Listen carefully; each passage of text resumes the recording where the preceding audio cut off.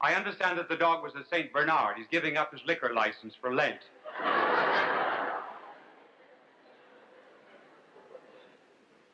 Perhaps we can introduce this subject by telling you the story of someone in the South who was arraigned before the judge, and the judge said to him, "Sam, do you promise to tell the truth, the whole truth, and nothing but the truth?"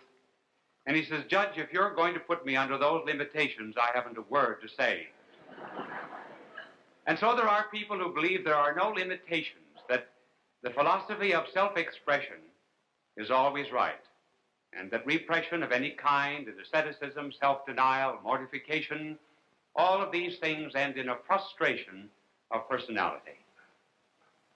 Now, because the philosophy of self-expression is so very general in our land, may we analyze it and ask, is self-expression always right? In order to answer the question, one must begin by making a distinction. Now, self-expression can refer to one of two things. It can refer to something, for example, that is simple, or it can refer to something that is complex. A thing is simple, for example, when it produces only one effect. It is complex when it produces many effects. Now, self-expression is always right when it refers to something simple. For example, a bedbug has a perfect right to self-expression. So has a flea. So has fire, so has water, so has ice. When you get into something that is complex, and therefore capable of producing several effects, well, self-expression may not always be right. It may sometimes be wrong. Now, let us take some examples of complex things. For example, is a locomotive more self-expressive when it is on the track or when it is off the track? Is a razor more self-expressive when it shaves the beard or when it cuts the face? Or take a cold, a common cold. Now, many people have colds, and you're asked, "How is your cold?" You say, "Oh, my cold is terrible." No, the cold as a cold may not be terrible. The cold as a cold may be very good. You may be terrible as a result of the cold. Because inasmuch as you have the cold now, we're dealing with a certain amount of complexity. And I can imagine very well a doctor being called in, and you say, "Doctor, will you please care for me?" And the doctor says, "You know, as I examine your flu germs, I want to tell you that you have a particularly fine culture of germs. I do not believe that in my life I have ever seen germs in better and more complete development than they are in you. And being a scientist, I am in favor of self-expression. I therefore am going to develop this flu within you in order to study all of the effects. Oh, I know that you want me to cure you. You say that your health is more important. Now that means I have to repress these germs. Do you realize that? As regards your health being more important, well, Einstein says everything is relative. It's purely a question of relativity. For my part, I'm going to express my love of germs. Is it really that simple? Was the doctor right in being that self-expressive? Or were you right in insisting on your health? Now, inasmuch as we are dealing, therefore, with something complex, because we are dealing with man's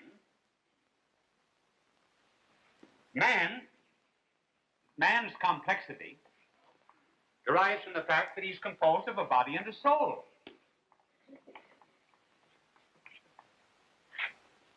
Matter and spirit. And the two do not always get along together. They may sometimes get along together like many a husband and a wife in a home. Not so well. And if you concentrate all the time on the body, well, the soul may suffer. If you concentrate all the time on the soul, the body itself may suffer. For example, have you ever in your life known an athlete, a great athlete, who was also a specialist in mathematical calculus? Have you ever known, for example, a man who became an expert in Hittite civilization? whoever won the American Open Golf Championship. I heard of a college, incidentally, that next year was going to have 3 football teams. One for offense, the other for defense, and the third to attend classes.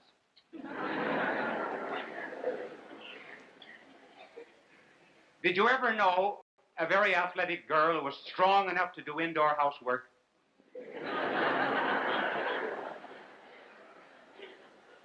Benjamin Franklin said he knew a man who developed his mind so very much that he knew the name of a horse in 9 languages, but he bought a cow to ride.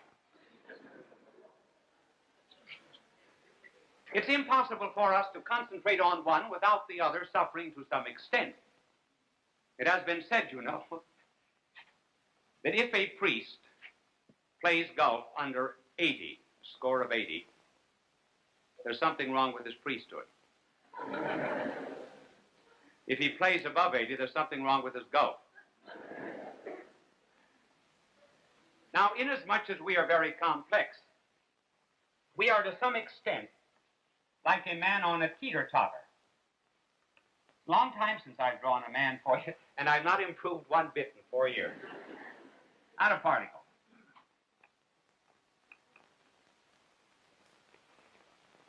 Now, it happens that when, for example, a man represses his love of self, that his sense of solidarity and community goes up. Many a wife has said, for example, of a drinking husband, he's so wonderful when he doesn't drink. So if he represses drink, there's an elevation of his home life. Take, for example, going to a picnic. If you repress the ants, you've got a good picnic. Who was it that said, denied that ants were the busiest creatures in the world and the hardest workers? He said they weren't hard workers at all because he always saw them at picnics. If we repress, therefore, the flesh,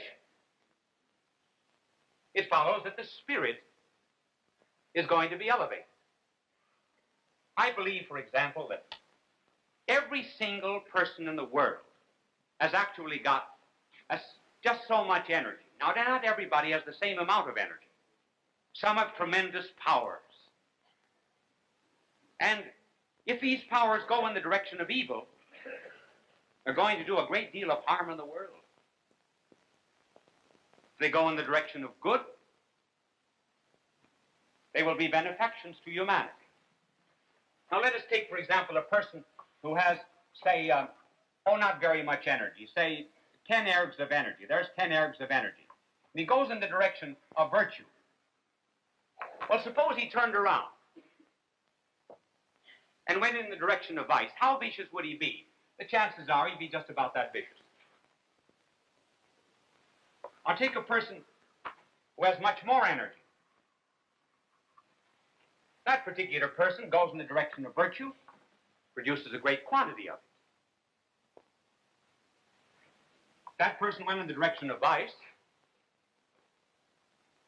you would indeed be very vicious. There, I believe, is the great difference between Lenin and St. Francis. I mean Lenin, who introduced communism into Russia. If Lenin had gone in the direction of virtue, instead of hate, violence, and revolution, he would have been a St. Francis of Assisi. And if a St. Francis of Assisi had gone in the same direction of Lenin, he would have been a Lenin.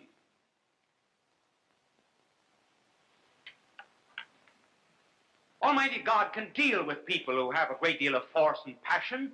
That was one of the reasons, I think, why he loved Paul. Paul could hate. Not simply because Paul could hate, he had a tremendous capacity for love. The passion of Mary Magdalene was never killed.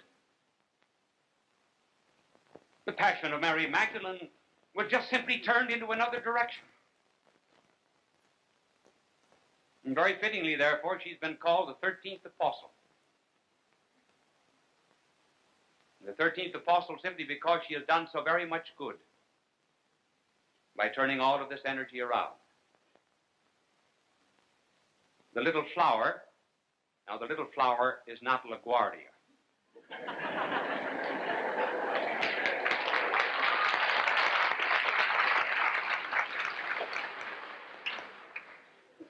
The little flower was the saint, St. Teresa. St. Teresa said that if she had followed her passions and had not in some way repressed that which was evil within her and had not responded to God's grace, she probably would have been one of the most evil women who ever lived. That's easy enough to understand. In other words, you never have a self-expression of something without a repression of something else.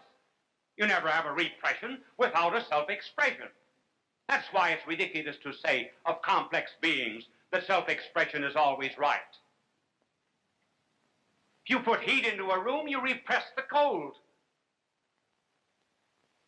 Elevate yourself in the direction of goodness, you must depress vice.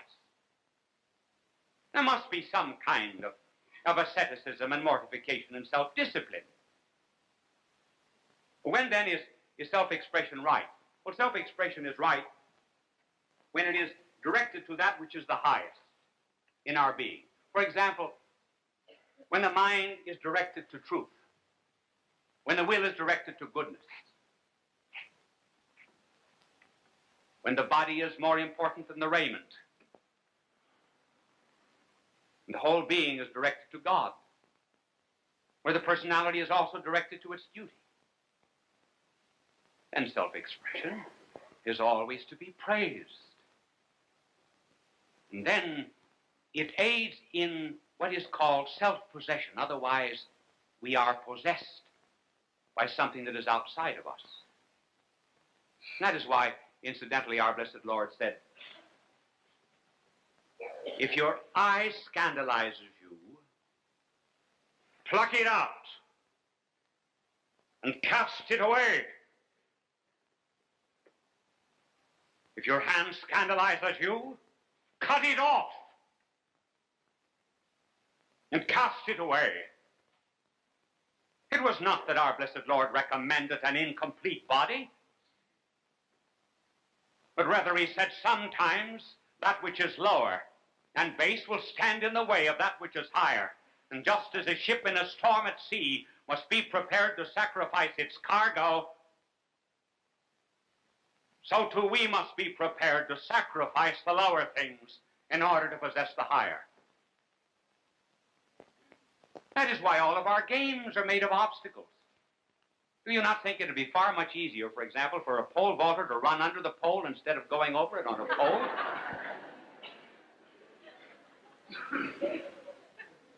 Wouldn't it be much easier for basketball players if the baskets were down about 6 feet? Take, for example, golf. There's rough, and then the sand traps. The sand traps. I remember some years ago, I was in the Sahara Desert, great expanse of sand, and the guide said to me, he said, do you know what that is? I said, sure, I know what it is. But where's the green?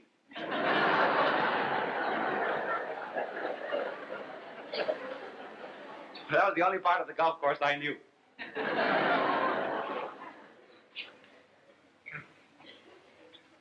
All right, now we've been saying that in order to express the best of our personality, we must in some way mortify that which is lower. Maybe objective.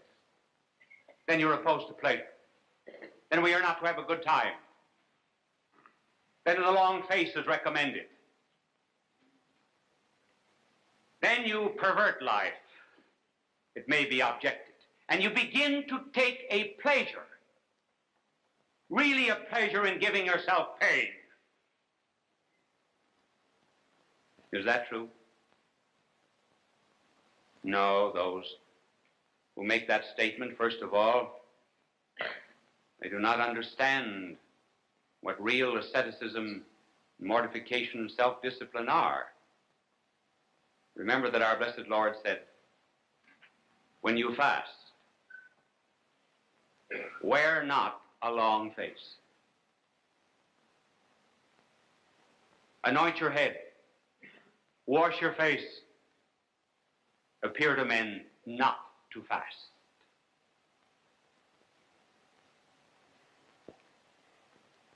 It is also worth observing, and this is interesting. Suppose I just ask you the question. Can you ever recall in the gospel where our blessed Lord ever sang,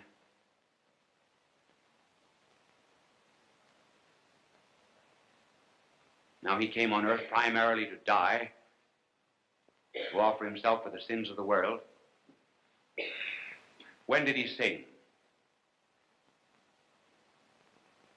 The night that he went out to his death. It was the only time he ever sang a song.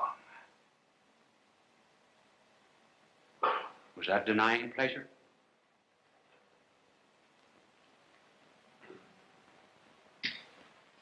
Christian asceticism is not the same as the Oriental asceticism that sits on spikes and walks on fire. Why?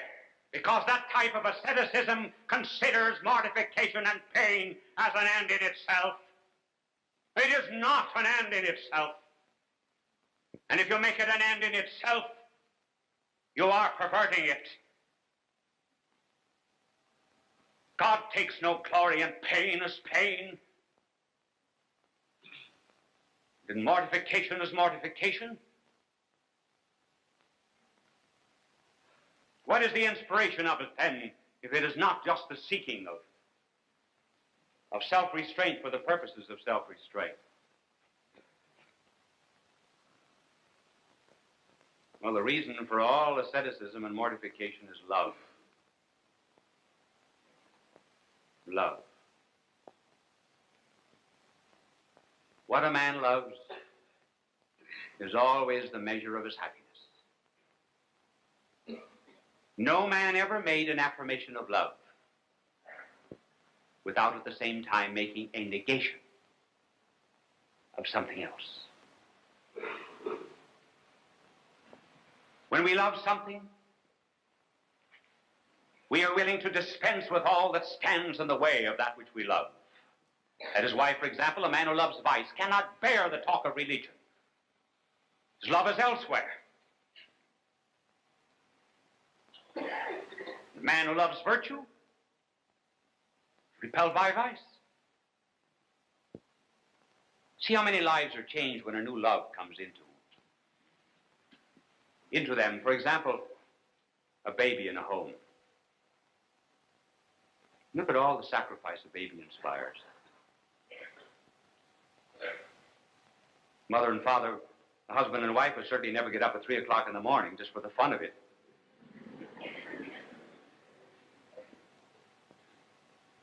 And maybe it was the first time that maybe the husband ever got up at 3 o'clock in the morning for the sake of a bottle, but he gets up.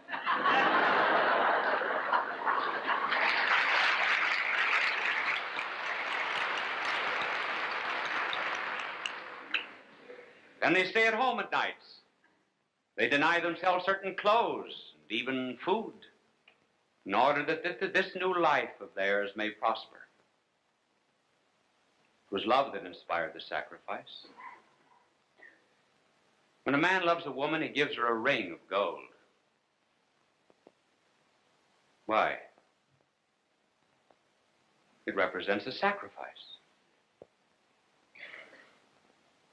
The day that men forget that love is not synonymous with sacrifice, they will ask, what kind of a cruel and ruthless creature was that woman to have asked for a ring of gold instead of tin? It's the day that men forget that love is synonymous with sacrifice, they will ask, what kind of a God is it that asks for mortification and self-denial? When young people are in love, one will ask the other, do you like me in red? Maybe the girl will say to the boy will say to the girl, how do you like my hair? Do you like it when I have my hair standing on end like frills upon the fretful porcupine? Would you rather have my hair brushed back? Why? Simply because one wishes to satisfy love. Now take, for example, like dieting and fasting. What's the difference between dieting and fasting? You lose 20 pounds either way. Materially, there's no difference. You diet simply because you love your body. You fast because you love your soul. That's the only difference. The only way, therefore, we can show love of God is simply by getting rid of those things that weigh us down and prevent the flight to God. Why not, therefore, for example, when season of Lent rolls around, we'll give up the cocktail. Send me the 50 cents now, send it to the poor of India. That's a good idea. Give up one package of cigarettes. Give up one package of cigarettes a week. Send me the 25 cents now, send it to 80,000 of our lepers that we're caring for. Just give up one movie a week. Now send it to some of the refugees in Vietnam. And then you'll show a certain amount of love. This is the world problem, actually. I'm making it very simple. But the difference between the civilization of the West and the civilization of the East is this. This is our Western civilization. We have a love without sacrifice, without self-restraint, without any mortification. Communism, on the contrary, is a sacrifice without love. A love without sacrifice is what? A love without sacrifice is sentimentalism, romanticism. It is softness. It is the rotting of our nation.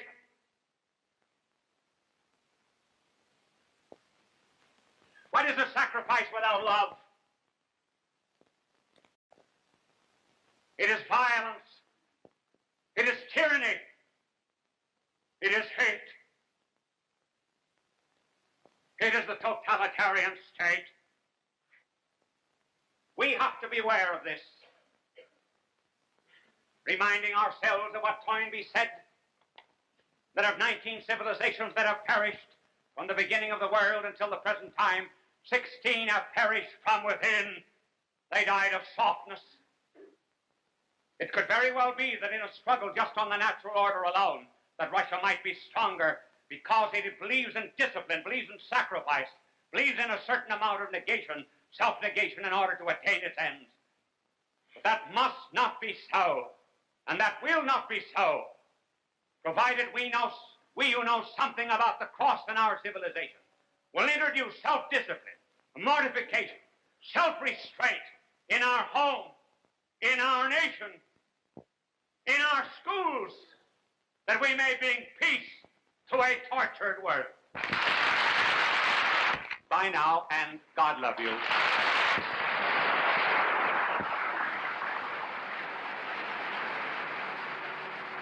People of all faiths recognize Bishop Fulton J. Sheen as one of the greatest communicators of the 20th century. He was born in El Paso, Illinois, in May of 1896. As a young boy, he knew he wanted to be a priest. He served as an altar boy at St. Mary's Cathedral in Peoria, Illinois. At St. Viator College, his education and debating skills taught him the skills he used throughout his life. His unique ability at being natural and at ease in front of any audience was noted early in his ministry. He was ordained in 1919 and went on to become one of the best-known and greatly loved priests in church history. He wrote 96 books and hundreds of articles and columns. He broadcast numerous radio and TV programs. People from all faiths watched him on television because he spoke to every man. They always waited with joy for his goodbye, his blessing, God love you. It continues to give us joy and memory.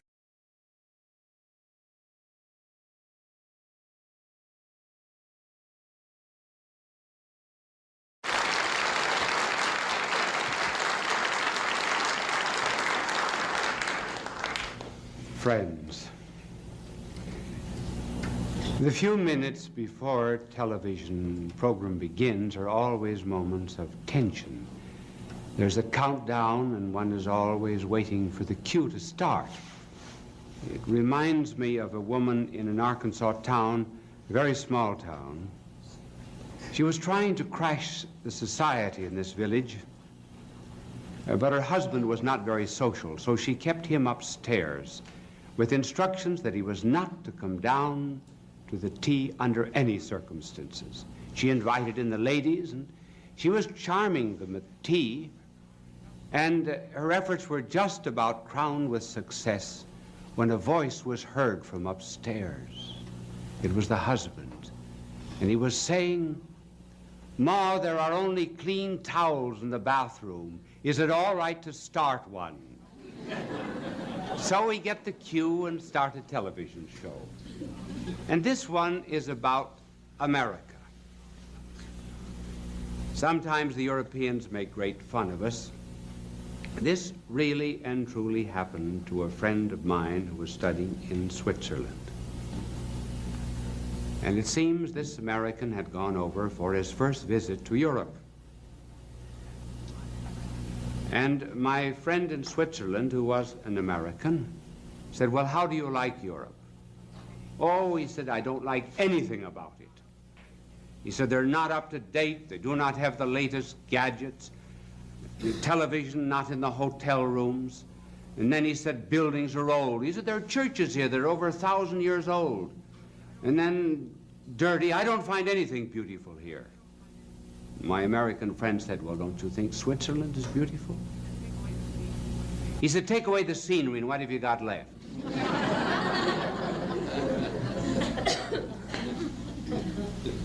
There are so many things that we take for granted now that could not be taken for granted some years ago. For example, our next meal. When the pioneers had to go out to shoot it. Water. But now we take everything for granted. Light, heat, transportation, television, trains and planes. We take our friends for granted. Take people for granted. And we take America for granted. And there is going on at the present time a decline in patriotism. And in order to revive it, let me tell you some of the glories of America. I'm going to mention three. The first is the origin of our rights and liberties.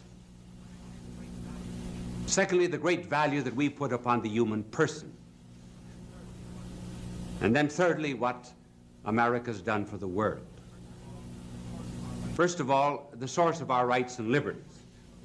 Where, for example, do I get the right of free speech here? Whence comes freedom of press, freedom of conscience, freedom of religion? There's an audience here in this studio. They are an assembly. Whence comes the right of assembly? Don't you think that our founding fathers had to ask themselves these questions? Well, where do our rights come from? And liberties as well. From the state? If the state gave our rights, the state could take them away. Does the federal government give us our rights and liberties? If the federal government gave us our rights and liberties, the federal government could take them away. On March the 15th, we feel it takes almost everything else away and might take away our rights and liberties. Our founding fathers had to ask themselves these questions, and they searched about for some basis and some ground of our liberties. And they looked to one theory that was being held in Europe at the time. Namely, that rights and liberties come from Parliament. Founding fathers rejected that. Then they considered another theory. That they come from the will of the majority. And rightly, they refused to accept that view. They wanted a country in which rights and liberties did not come from the will of the majority in an election. They wanted a country in which the majority would be the custodian of minority rights. And they finally found the source of rights and liberties, and they set it down in the second paragraph of our Declaration of Independence. It is a self-evident principle that the Creator the Creator has endowed man with certain unalienable rights, among which are the right to life, liberty, and the pursuit of happiness. In other words, our rights come from God. And therefore no one can take them away. That's very different from any theory that might exist in a totalitarian system. This is why we call now all of our rights and liberties inalienable. The Constitution puts it unalienable, but the meaning is the same. Now, if our rights came from a party, then the party could destroy them.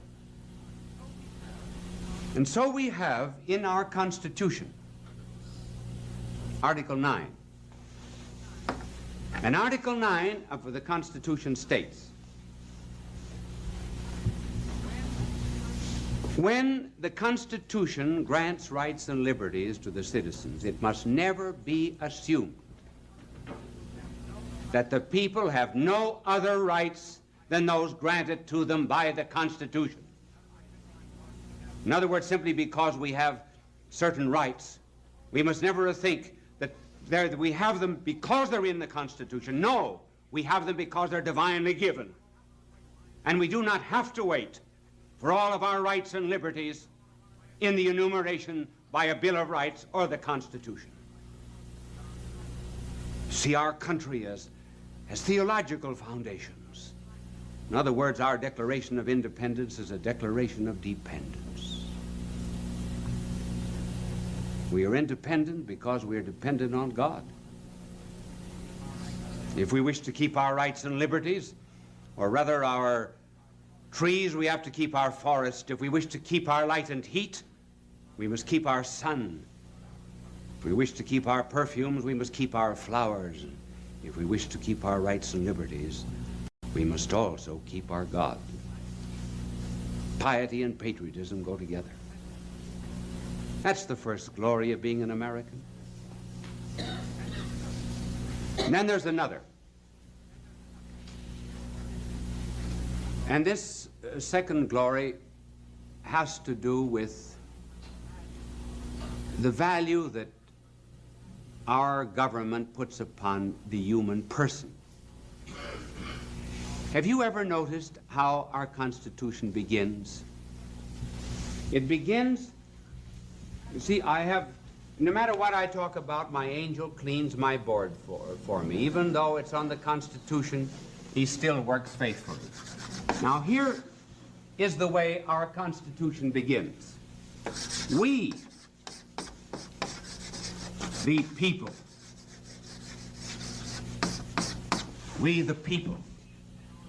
decree and ordain a Constitution. Who are people?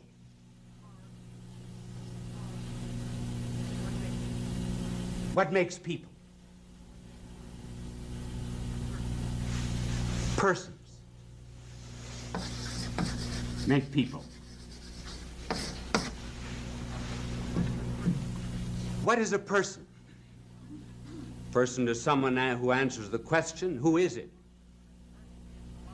A person is one who has rights and liberties, even though he is not useful, like a baby or a sick person. But above all, a person is one who cannot be replaced, like your mother, father, wife, husband, so forth. And a person is one who is self-determined. In other words, a person is one who has a right to go in and look at 20 pairs of shoes in a shoe store and not buy a one. The determination comes from inside oneself, not from the outside. One is not pressured. Persons are not the same. Here I'm going to become technical for a moment. Persons are not the same as individuals. When you go to the store to buy oranges, you say, well, I don't like that orange. Put in another. But you can't say that about persons. A mother who has 5 children can't say, oh no, I don't like that one. Give me another one. She has it. So individuals are very often just things. Now, our Constitution states that we are made up of persons, and persons in community constitute people. This has great bearing in the politics of the world today. What's the contrast? Of what does communism speak? People? No.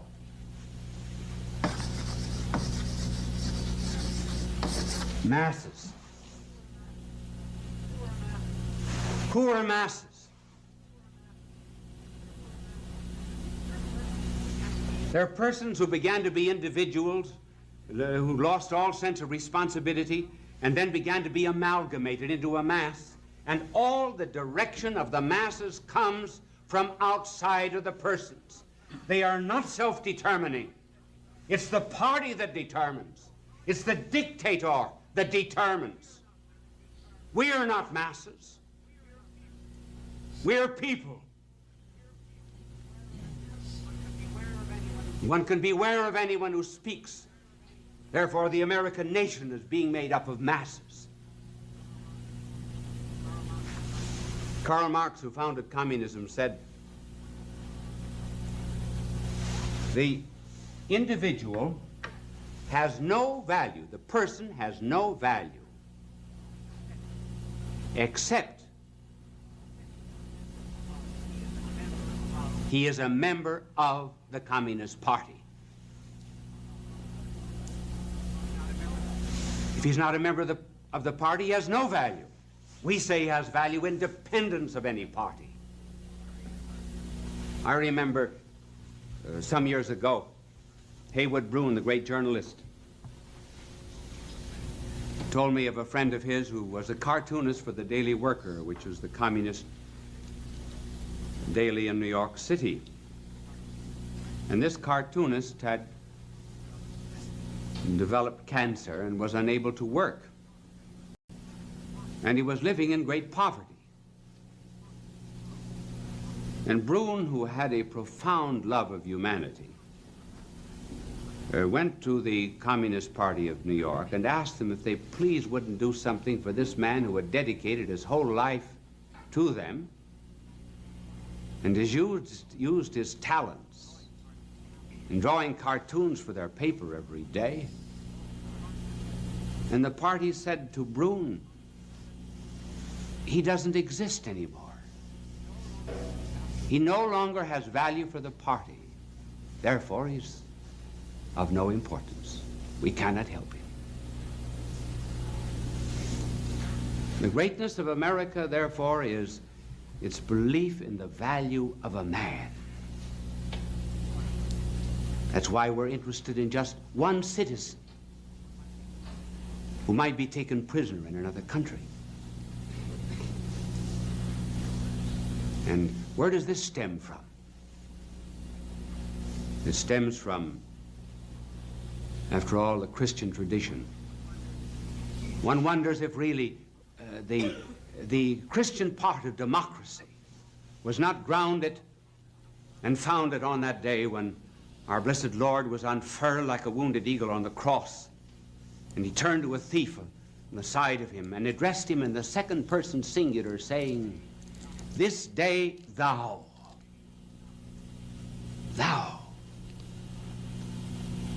shalt be with me in paradise." He called his sheep by name. Everyone had a value because he was a person and therefore bore the image and likeness of God. This is the second glory of being an American. And the third and final, though there are more, but we do not have time to develop them all, it's our relationship to the rest of the world. Look at what we have been to the world since our beginning. The very beginning of our national history was one in which the United States was a sanctuary to the persecuted peoples of the world. In other words, those who were suffering from any kind of intolerance could come to our shores. And that still is true. Just as there was a ring on the door of certain churches in the Middle Ages where a criminal was pursued by law could have recourse. If he touched that ring, he was immune from civil prosecution, threw himself upon the mercies of God and the church. And we've been that sanctuary to peoples of other lands. And then we became an arsenal.